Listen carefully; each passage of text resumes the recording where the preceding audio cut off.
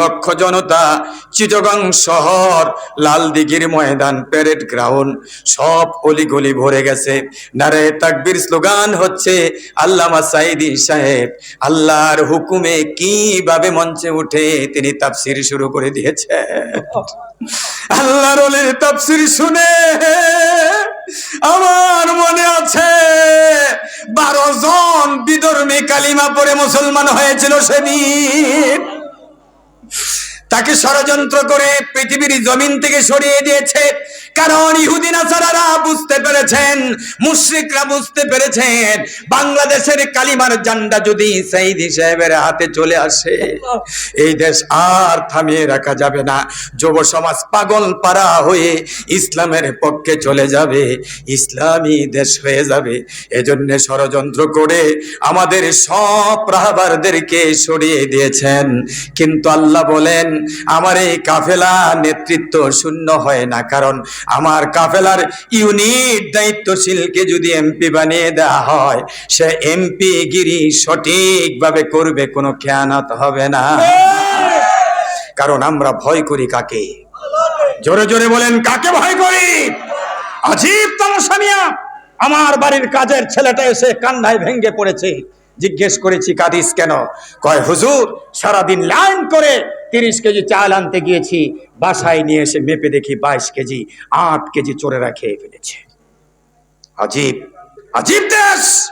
উমরের কাহিনী শুনতে চাও? উমরের মতন দেশ পরিচালনা করতে চাও না? উমরের কাহিনী শুনে চোখের জল দিয়ে পানি দিয়ে বুক ভিজাও, কিন্তু উমর রাতে রাজারে নিজের কাঁধে বোঝা বহন করে গরিবের হক বাড়িতে পৌঁছে দিয়েছে। সেই কাফেলার সৈনিক হতে চাও না? কথা কয় না? আল্লাহর কসম, যদি কোরআনের রাজ কায়েম হয়, গরিব তার বাড়িতে বসে রিলিফ পাবে, হক পাবে, 1 ছটাক চাউল কমবে না, তাদের বাড়িতে পৌঁছে দেওয়া হবে।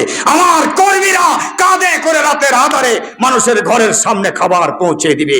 সেই সোনালী দিনের প্রত্যাশায় 24 ঘন্টা সময় আল্লাহর জন্য কুরবানি করতে হবে। কারা কারা প্রস্তুত? হাত তুলে দেখাও মুসলমান।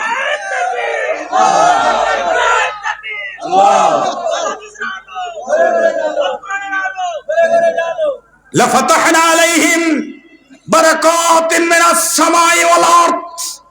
আসমান এবং জমিনের সমস্ত বরকতের দরজা তোমাদের জন্য খুলে দেওয়া হবে। কোনো অভাব অভিযোগ থাকবে না। সব মানুষ আল্লাহ আল্লাহ করবে আর আল্লাহর দেয়া প্রদত্ত রিজিক থেকে গ্রহণ করবে। আল্লাহ কবুল করুন। জোরে কোন আমিন। আরো জোরে কোন আমিন। আরো জোরে কোন আমিন। সেদিনের সে আশার আলোর কিঞ্চিত আমরা দেখতে পাচ্ছি মিটিমিটি করে জ্বলছে। সেই প্রদীপকে আমাদেরকে সূর্যের মতো আলোকিত করে প্রজ্বলিত করার জন্যে আর একটু মেহনত আমাদের করতে হবে, আর একটু সামনে অগ্রসর হতে হবে। আর কিছু কদম গেলেই বিজয় চলে আসবে ইনশাআল্লাহ। আমাদের সামনে বাদার পাহাড়, বুঝতে হবে সেখানে যেতে হলে বাদার পাহাড় ডিঙিয়ে যেতে হবে। বাংলার দ্বিতীয় অমর শফিকুর রহমান সাহেব ঘোষণা করেছেন, বাদার পাহাড় আসলে সেটাকে ডিঙ্গিয়ে আমরা আমাদের গন্তব্যে পৌঁছে যাব ইনশাআল্লাহ। ইনশাআল্লাহ। জোরে বলেন ইনশাআল্লাহ। আমাদের সামনে বাদার পাহাড়, সাথে বহে টলমল রক্ত নদী, মঞ্জিল দূরে নয় দুঃসাহসে, কদম কদম পথ চলো যদি, কদম কদম পথ চলো যদি। বলেন আমাদের সামনে বাদার পাহাড়, সাথে বহে টলমল রক্ত নদী, মঞ্জিল দূরে নয় দুঃসাহসে, কদম কদম পথ চলো যদি, কদম কদম পথ চলো যদি। মারহাবা কন, আরো জোরে কন মারহাবা। সেজন্য হিম্মত লাগবে, আলীর মতন হতে হবে, উমরের মতন হতে হবে। ও মুসলমান বলেছ তোমার পরিচয়, তোমার শিরায় ওমর আলীর রক্ত বয়, তোমার শিরায় ওমর আলীর রক্ত বয়।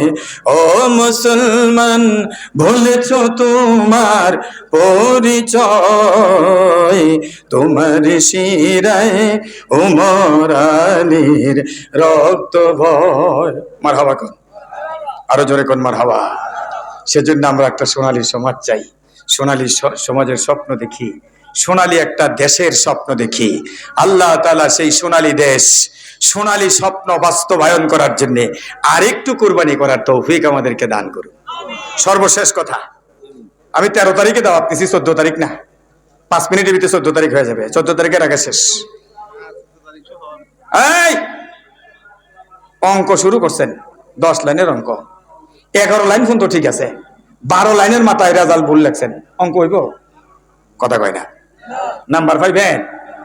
অনেকে নামাজ পড়ে, রোজা রাখে, হ্যাঁ, তাহাজ্জুদ পড়ে, আবার তসবিহ লয়ে লয়েও ঘুরে, কিন্তু শেষ লাইনের রেজাল্ট আল্লাহর আইনের পক্ষে রায় না দিয়া মানব রচিত আইনের পক্ষে রায় দেয়। আপনার জীবনের সব অঙ্ক শেষ। কথা কোন ঠিক কিনা? এই জন্য অঙ্কের শেষ রেজাল্টটা মিলতে হবে। সুতরাং রায় যখন দিবেন, কোরআনের পক্ষে রায় দিতে। কিসের পক্ষে? কোরআনের পক্ষে, ইনশাআল্লাহ। আমি তো গল্প করি না ভাই, কোরআন থেকে কথা বলি। আল্লাহর রাস্তায় 9টায় মাইক দিবেন, 9টায় মাইক দিলে একবারে 12টা পর্যন্ত যাবো ইনশাল্লাহ। কথা শুনলে তৃপ্তি মিটবে। একটা মাহফিলে যত টাইমে দিছিন, ফরহাদ ভাই আসতে পারে নাই। এটা যে কোদালিয়া চৌরাস্তার একটু ওই পাশে একটা হেফজখানা মাদ্রাসা আছে বাজারের পাশে, এই এনআই আসতে পারে, তারা 9:15 মাইক দিছে, 12টা পর্যন্ত কথা বলছি। ওইখান থেকে নাইমা বাতিলপন্থী কিছু লোক যারা মানব প্রচিত মতবাদের পক্ষে মেহনত করে, বড় বড় দায়িত্বে, তারা তো দৈরা ঘরের ভিতরে বই আয়া ওয়াদা করছে, হুজুর আর জীবনে কোনোদিন হুঁশ থাকতে কোরআনের বিরুদ্ধে যাইতাম না, কারণ এইরকম সুন্দর কইরা আর কেউ আঙ্গুটে কয় নাই কোনোদিন এত সহজ ভাষায়। সুতরাং আপনি যদি দিনে আলোচনা দেন তাহলে বুঝতে হইব, বাধ্য কর্মসূচি নিয়ে যাইতে হইব। কথা কোন ঠিক কি ঠিক না? এই কর্মসূচি বাড়িতে নিয়ে যাওয়ার জন্য আল্লাহ রস্তে আসেন, আমরা কোরআনের কথাগুলো শুনি, কোরআন হাদিসের আলোচনা শুনি, কিসা কাহিনী শুনে কোনো লাভ নাই। কর্মসূচি নিয়ে বাড়িতে যাই। আল্লাহ কবুল করুন। সামনে রোজা, এই রোজার মাসে রোজা রাখবো ইনশাআল্লাহ। রাখবো তো নাকি? হ্যাঁ, আল্লাহ তাআলা কবুল করুন। জোরে কোন আমিন। সকলে পড়েন আস্তাগফিরুল্লাহ আল্লাযী লা ইলাহা। আরে কি কয়, দেশাত্মবোধক গান? হ্যাঁ, দেশাত্মবোধক গান গাওয়ার অনেক বয়স হয়েছে। আমার বয়স হয়েছে 55 বছর, আমি অনেক বুড়ি হয়ে গেছি কেনা। আজানের সরে সরে জাগে সারা বন, জেগে উঠে ঘুম থেকে মুমিনের মন। আজানের সরে সরে জাগে সারা বন, জেগে উঠে ঘুম থেকে মুমিনের মন। সরে সরে মিশে থাকে প্রাণের আবেশ। বাংলাদেশ বাংলাদেশ বাংলাদেশ, বলেন বাংলাদেশ বাংলাদেশ বাংলাদেশ। পদ্মা মেঘনা যমুনার দেশ, সবুজের ছায়া ঘেরা এই পরিবেশ। আমাদের প্রিয় বাংলাদেশ বাংলাদেশ বাংলাদেশ বাংলাদেশ। মারহাবা কর, আরো জোরে কর মারহাবা। আজানের সরে সরে জাগে সারা বন, জেগে উঠে ঘুম থেকে মুমিনের মন। আজানের সরে সরে জাগে সারা বন, জেগে উঠে ঘুম থেকে মুমিনের মন। সরে সরে মিশে থাকে প্রাণের আবেশ। বাংলাদেশ বাংলাদেশ বাংলাদেশ, বলেন বাংলাদেশ বাংলাদেশ বাংলাদেশ। এই দেশে ফুল ফুটে ভরে যায় বন, গায়ে গান পাখিরা বনে সারাক্ষণ। এই দেশে ফুল ফুটে ভরে যায় বন, গায়ে গান পাখিরা বনে সারাক্ষণ। রাখালের বাঁশি বাজে সুর নিশেষ। বাংলাদেশ বাংলাদেশ বাংলাদেশ বাংলাদেশ বাংলাদেশ বাংলাদেশ। মারহাবা কোন, আরো ধরে কোন মারহাবা। এইগুলি দেশের গান। আর কি আগডুম বাগডুম লেখছে, ওইগুলি দেশের গান বানায় রাখছে। আল্লাহ যদি সুযোগ দেয়, কোরআন হাদিস যে গানে আছে ওই গান দেশের গান হবে ইনশাআল্লাহ।